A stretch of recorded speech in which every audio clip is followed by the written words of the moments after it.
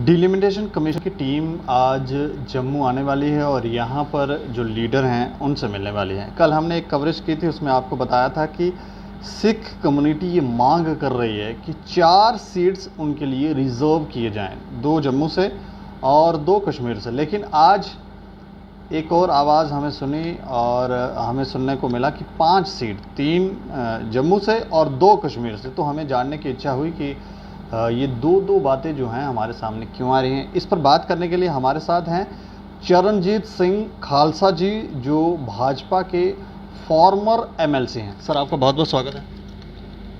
Thank you. अच्छा, मैं ये जानना चाह रहा हूँ, कल तो हमने बात की थी तो आप ही के कम्युनिटी के कुछ लोग ये कह रहे थे कि 4 सीट्स होनी चाहिए। जो हमने प्रेस कॉन्फ्रेंस की, हमने वहाँ पर 5 सीट की थी, 4 नहीं कही। सब पेपर में 5 लिखा है। 3 जम्मू से, 2 श्रीनगर से। श्रीनगर में पॉपुलेशन हमारी कम है, जम्मू में ज़्यादा, इसलिए हमने 5 की थी। तो थोड़ा सा विस्तार में समझाएं भी कि किस किन है कि ये गवर्नमेंट ऑफ इंडिया का जो कानून है ना, वो हर सिटीजन को प्रोटेक्ट करता है। ठीक है। उसको राइट्स है कि अपनी आवाज़ कह सकता है, असेंबली में कह सकता है, पार्लियामेंट में कह सकता है, उसकी कम्युनिटी कह सकती है। काफ़ी सालों से हम लोग जो हैं अपनी आवाज़ नहीं पहुंचा सकते, क्योंकि हमारी जो वोट है ना, ये इकट्ठी कहीं ऐसी नहीं है जहाँ हमारी जीत के जा सके तो हम अपनी बात रख सकें। क्योंकि ऐसे है, मैं एमएलसी था तो मैंने ये चीज़ देखी है कि जो एमएलए होता है उसकी ज़्यादा सुनी जाती है। कई बार हमने किसी ट्रांसफ़र के लिए जाते थे, एक जगह पर ट्रांसफ़र होने, एमएलए कहता मेरे एरिया का है, मुझे ये आदमी डीएसपी चाहिए, ये एसएचओ चाहिए। तो हम कहते हैं भाई आपको तो इलेक्शन लड़ी नहीं है। हम अपनी मर्जी का किसी को भी ट्रांसफ़र नहीं, किसी को भी बात नहीं कर सकते, क्योंकि जहाँ का जो एमएलए है वहाँ पर उसकी मर्जी चलनी है। ठीक है। तो हम फिर पब्लिक रिप्रेजेंटेटिव नहीं रह जाते। तो हम कहते हैं हमारा जो आदमी हो वो पब्लिक का हो, रिप्रेजेंटेशन वो असेंबली में करे। तो इसलिए हमने ये डिमांड किया, क्योंकि सिक्किम में सांगा एक जगह है, वहाँ का बुद्धिस्ट जो मंक हैं वो कम लोग हैं, फिर बड़े बिखरे हुए लोग हैं वहाँ, कहाँ कोई कहाँ पे। तो उन लोगों ने वहाँ डिमांड करके और सीट रिजर्व करवाई थी अपनी सांगा से। तो ये सिक्किम में है, जहाँ सिक्किम यूटी है जो वहाँ पर है। तो वहाँ पर जब सीट उनको दी गवर्नमेंट ऑफ इंडियंस के जो था, और वहाँ के लोगों ने, कुछ लोगों ने सुप्रीम कोर्ट में रिट की, भाई ये नहीं होनी चाहिए, गलत है। तो सुप्रीम कोर्ट का नहीं, ये गवर्नमेंट का फैसला ठीक है कि जिनकी आवाज़ नहीं जा सकती उनकी आवाज़ जानी चाहिए। बिल्कुल। हम ये कहते हैं हमारी जो आवाज़ है, आज देख लीजिए, हम 74 ईज हो गए हमें पीओ के छाए हुए यहाँ पे। वहाँ पर हमारी 24 सीटें रिजर्व हैं और बंद बस्ते में पड़ी हैं। अब आज तक किसी सरकार ने खोला नहीं, क्योंकि जो सरकारें थी जो पहले, उनको उसमें लाश था जी, वो खोलना नहीं चाहती थी। ना कांग्रेस ने कभी खोलने की कोशिश की, तो तब भी हम डिमांड करते थे। लेकिन आज हम कहते हैं कि वो भी सीट खोलनी चाहिए। 2/3 जो वहाँ पर है, 1/3 हम यहाँ पर आ गए हैं। तो मैं हमारा 37% हिस्सा मिलना चाहिए, 40% हिस्सा मिलना चाहिए वो सीटें। क्योंकि उन पर अगर आप कहते हैं कि जो पीओके है, या आपने पार्लियामेंट में बिल पास किया है 94 में नरसिम्हा राव जी की वजारत में, कि पीओके जो है ये पार्ट ऑफ इंडिया है।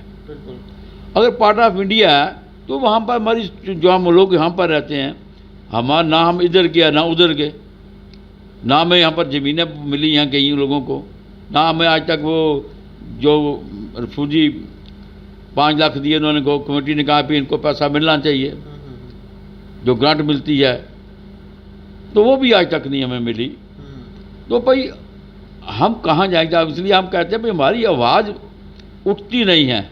370 के बाद कोई सुनवाई आपकी नहीं हो रही है? कोई आपकी 370 के बाद ये तो एक लंबा समय लगेगा सुनाई क्या। अभी तो ब्यूरोक्रेट्स का सिस्टम चल रहा है, डेमोक्रेसी सिस्टम नहीं है। जो अभी वो अपना कुछ सीधे कर रहे हैं, कुछ जो सिस्टम बिगड़ा हुआ है उसको करने में लगे हुए हैं। अभी जब इलेक्शन हो जाएगी उसके बाद ये पता चलेगा क्या 370 का असर क्या है। हम तो कहते 370 तो ये तो हम बहुत देर से चाहते थे कि ये टूटना चाहिए। मेरी पर्सनल राय थी कि भाई ये जो मोनार्टी को नुकसान करता है इससे हमारी प्रोटेक्शन नहीं होती, यह टूटना चाहिए। एक ही कम्युनिटी को उसका बेनिफिट है, वो नहीं होना चाहिए था। तो जो हमारी 5 सीटें मांगने की है, भाई कश्मीर से पहले क्या होता था, मजा हरीश सिंह के टाइम में 2 सीटें रिजर्व थी मोनार्टी के लिए, एक श्रीनगर कश्मीर वैली से, एक जम्मू रीजन से। मीरपुरा एरिया में सिखों की आबादी थी, हिंदुओं की आबादी थी, और पुंछ में थी, श्रीनगर में, मुजफ्फराबाद में थी, कश्मीर में थी। हिंदुओं की अलग रिजर्व थी और सिखों की अलग थी। 2 सीटें थी, एक श्रीनगर से, एक इधर से। सिख लड़की आता था। हम कहते हैं भाई जब वहाँ पहले यहाँ पर थी तो अब भी होनी चाहिए। तो मराठी कैसे अपनी आवाज़ रखेगी? आप एक जो बैकवर्ड क्लासेस हैं उनको देते भाई उनकी आवाज़ असेंबली में पहुंचनी चाहिए, तो हमारी कैसे पहुंचेगी? तो इसके लिए कोई आपने जम्मू के अंदर या कश्मीर के अंदर कोई एरिया भी कंसीडर किए हैं, यहाँ एरिया हमारी रिजर्व कर दें? वो तो है, जैसे हमारा गांधीनगर 2 करेंगे, एक एरिया हमारे पास आ जाता है जो अपना गाड़ीगढ़ का, ये ऐसा जो जब एक आरसपुरा हमारी रही है। जब ये ओपन होती है तो वहाँ से सिख जी क्या आता है, वहाँ पर 4 टाइम रहे हैं, कुलबीर सिंह जी MLA रहे हैं, सरदार सिंह जी रहे हैं, तो एक बार मुफ्ती साहब भी वहाँ से लड़े हैं। वो सिखों ने जिताया उनको, तब वो कांग्रेस में थे। तो ये जो सीट है आरसपुरा की, ये एक सिख मेजॉरिटी और बैकवर्ड जो हैं उस मेजॉरिटी के साथ रिजर्वेशन की। हम कहते हैं कि भाई ये सीट जो है इसको क्या नाम लेते हैं, रिजर्व होनी चाहिए। 3 सीटें, एक नौशहरा में हमारी है, वहाँ पर हमारी भी 15,000 वोट है। मतलब हमारी वोट जो है अपना माड़े एरिया में 10,000 से ऊपर वोट है, वेस्ट में 10,000 के करीब वोट है हमारी, और गांधीनगर में तो हमारी 60,000 वोट थी। तो आरसपुरा में हमारी 30,000 वोट थी, चेतगढ़ में हमारी वोट है, विजयपुर में हमारी अपने 15,000 वोट वहाँ पर है, सांबे में भी हमारी वोट है, कठुए में भी हमारी वोट है, ऊपर अपने लीजिए 2,000 वोट हमारी उधमपुर में भी है। हमारी वोट हर जगह है, अखनूर में भी है, पुंछ में भी है, लेकिन हम जीत नहीं सकते, हरा सकते हैं। जो नहीं करेगा उसको हरा सकते हैं। तो हमने ये सब मिलकर ये फैसला किया था पॉलिटिकल लोगों ने कि हम पर अपने लोगों का दबाव था, भाई कम से कम आप तो हमारे लिए सोचो, इकट्ठे होकर बैठो, एक इकट्ठे डिमांड तो करो भाई, जो जीतेगा तो वो जाएगा। तो इसलिए कि भाई ठीक है, हमें इसमें कुछ नहीं है कि क्या नाम लेते हैं, इसमें कोई फर्क नहीं पड़ता मुझे या किसी और को, कोई ऐसा सिस्टम है, डर नहीं है कोई कि भाई हम जाएंगे ये हो जाएगा। ये अगर हम जनता के लिए है, जो हमारे लोग हैं उनके लिए है, तो अगर उनका काम नहीं हो, उनकी बात नहीं सुनेंगे, फिर किसकी सुनेंगे? ये आप भाजपा से भी हैं, तो पार्टी के अंदर भी इस विषय को आपने पार्टी के अंदर रखी हुई है, लेकिन पार्टी के अंदर रखी है, पार्टी के बाहर भी हम कह सकते हैं ना, डेमोक्रेसी है ना, हम पार्टी के बाहर भी कह सकते हैं। मैं ये जानना चाह रहा हूँ पार्टी इसके ऊपर क्या कहती है? पार्टी तो देखो, पार्टी तो अभी देखो हमारी तो पूरी गवर्नमेंट बनी नहीं स्टेट में आज तक, जब मुफ्ती साहब के साथ थी, मेजॉरिटी उनकी थी, तो हम कोई ऐसी बात नहीं करते थे जिससे भाई हमारी टूट जाए। तो हम कहते हैं हमारी जब सरकार बने, पूरी बनेगी, जब हमारी यहाँ से सीटें बनेगी तब बनेगी जाके।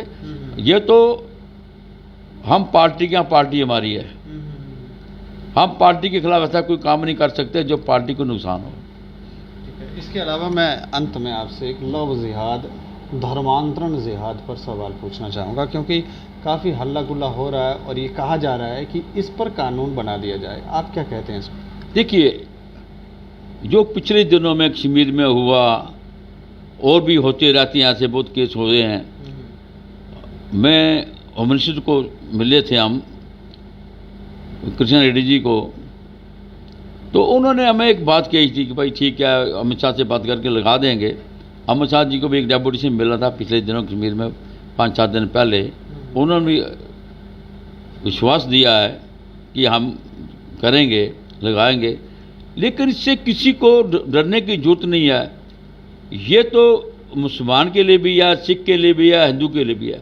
अगर कोई सिख किसी मुसलमान लड़की से ज़बरदस्ती करता है या से करता है, ये कानून उसके लिए भी सिख पर भी लागू है, हिंदू करता है हिंदू पर भी लागू है, सिख करता है सिख पर ही, बौद्ध करता है।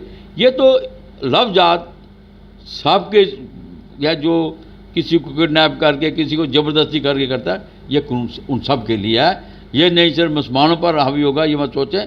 ये लफ्ज़ात का जो कानून है सब पर है, इसमें नहीं है कि भाई कोई पर्टिकुलर एक कम्युनिटी नहीं, पर्टिकुलर किसी के लिए नहीं। यह तो लफ्ज़ात के नाम जो किसी को धर्म परिवर्तन करवाने के लिए करते हैं या से करते हैं वो है।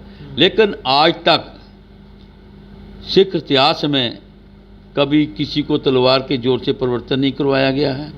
सिख राज भी रहा, सबको आज़ादी थी, डेमोक्रेसी थी कि भाई सबको राइट्स है, जो अपनी मर्जी से रहना चाहता है अरे जिसको जो धर्म अच्छा लगता है उसमें जाए, लेकिन ज़बरदस्ती नहीं होना चाहिए।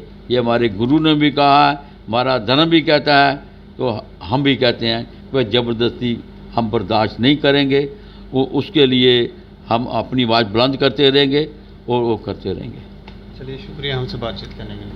Thank you. तो लफ्ज़ जिहाद पे तो ये कह रहे हैं जो कानून है वो किसी पर्टिकुलर एक कम्युनिटी के लिए नहीं है, क्योंकि एक कम्युनिटी ऐसी है जो ये सोचती है कि पता नहीं उन्हीं को पर्टिकुलर टारगेट किया जा रहा है। तो ये सभी कम्युनिटियों के लिए है। ज़ोर ज़बरदस्ती नहीं होनी चाहिए और चलनी भी नहीं चाहिए, और अगर लोग चला रहे हैं तो उसको चलाने भी नहीं दिया जाना चाहिए। तो कानून तो बनना ही चाहिए, ये कह रहे हैं। और दूसरा, 5 सीट्स रिज़र्व होनी चाहिए इन लोगों के लिए, सिख कम्युनिटी के लिए, ताकि इनके भी रिप्रेजेंटेटिव जो हैं वो अपनी आवाज़ पार्लियामेंट के अंदर, असेंबली के अंदर रखें और इनकी भी आवाज़ें सुनी जाएं। बाकी ये तो फौजियों की भी जो, हाँ, रिफ्यूज़ल के लिए जो फौजियों की है ना 24 सीट, उसका 40% जो शेयर है यहाँ की जो रिफ्यूजी हैं। रिफ्यूजी सिख थोड़े हैं सिर्फ अकेले, रिफ्यूजी हिंदू भाई भी हैं, मुसलमान भी, जो मुजफ्फराबाद से आया, मीरपुर से आया, वो भी हैं। मैंड्रे में कुछ लोग रहते हैं मेरे ख्याल में जो उधर से आए हैं। उनकी कितनी सीटें? किनकी? ये रिफ्यूजियों की सारी, ये 24 सीटें हैं। अच्छा। जो अभी पड़ी हुई है, रखी हुई है इन्होंने। तो उन सीटों से हमें 40% सीटें मिल लीजिए, क्योंकि हम 1/3 हिस्सा यहाँ पर आ गया, 2/3 वहाँ पर है। तो जो हम इधर आ गया, कम से कम ये 34-35% से ज़्यादा लोग हैं, हम कहते 40% सीटें मिलनी चाहिए हमें। तो आबादी बढ़ गई हमारी भी, तो कि हम अपनी जो उसका धरती की जो हमारी सीटें हैं उसका आनंद तो ले सके हमारे लोग। 40% से कितनी सीटें बनती हैं टोटल? 8-9 बनती होंगी बस। तो शुक्रिया। हाँ, मैं कहता हूँ वो सीटें भी हमारी बनती है, वो मिलनी चाहिए हमें। तो जो भी इनकी जैसे कह रहे हैं 8-9 सीट्स बनती हैं टोटल, तो आज ये इलेक्शन कमीशन से मिलने भी वाले हैं, तो वहाँ पर भी आप मांग रखेंगे? बिल्कुल बिल्कुल मांग रखेंगे, क्यों नहीं रखेंगे। हम तो, हमारा राइट्स है, हम कर सकते हैं, हर आदमी का राइट्स है, वो कर सकता है। तो ये वहाँ पर भी अपनी मांग रखेंगे, और हम भी ये रिक्वेस्ट करें, अगर मांग जेन्युइन है तो प्रोसीड होनी चाहिए, ताकि किसी को भी, किसी भी कम्युनिटी को, कोई भी व्यक्ति को, कोई भी लोगों को किसी तरह की भी कोई परेशानी होनी नहीं चाहिए, उनकी भी सुनवाई होनी चाहिए। बाकी आप लोग अपनी राय ज़रूर रखें और देखते रहें दैनिक स्टेट समाचार। मुझे और मेरे सहयोगी शिवम को दे इजाज़त। नमस्कार।